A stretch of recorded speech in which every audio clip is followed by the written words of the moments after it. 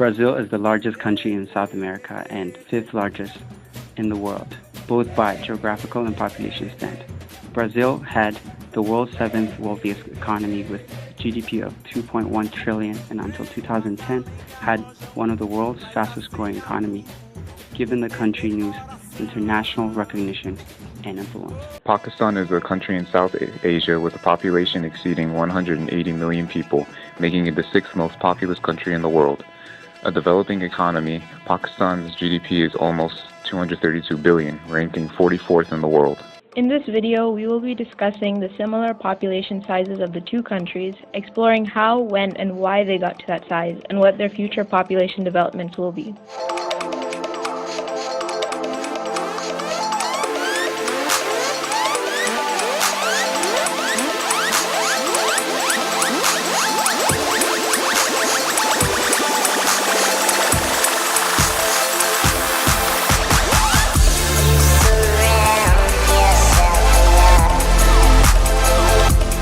Back in the 1960s, the average Brazilian woman bore 6 children. Today, the fertility rate is less than 2 children per woman.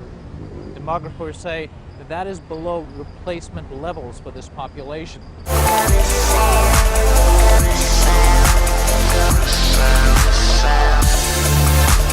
It boils down to the empowerment of women. Women have increased access to education, information, and contraception, and they've used it very effectively. There are 2 other factors that play into this trend. The first is the declining influence of the Catholic Church, which once was a very dominant social force, and today there is a mass media culture that emphasizes materialism and modernity, and part of that are the novellas or the wildly popular soap operas. And there isn't a soap opera family in this country that has more than 2 or 3 children. And the media influences are cited by many experts as one major reason for the downward trend in the birth rate here in Brazil. In the case of Brazil, since the 1970s, the fertility has been declining a lot. So we have a lower proportion of the population under the age of 15. And still we don't have as much of elderly population. So the proportion of those with at least 65 years of age is still low. So we have a lot of population in working ages between 15 and 64 years of age, and so this is a good time for the country in terms of implementing policies to generate jobs and train the population in terms of education. And this time is going to finish around 2030, because after that we're going to have a higher proportion of the population in older groups, so we're going to have to implement some policies related to retirement. So right now we have to target this population between 15 and 64 years of age.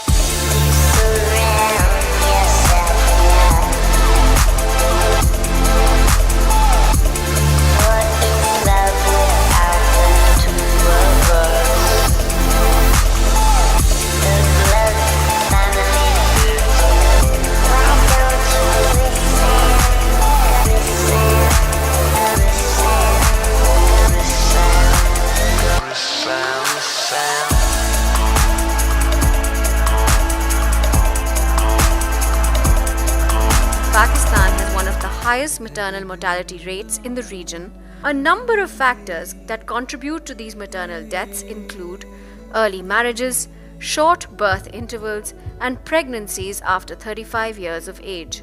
Evidence, however, shows that these deaths can be prevented with improved family planning and reproductive health services.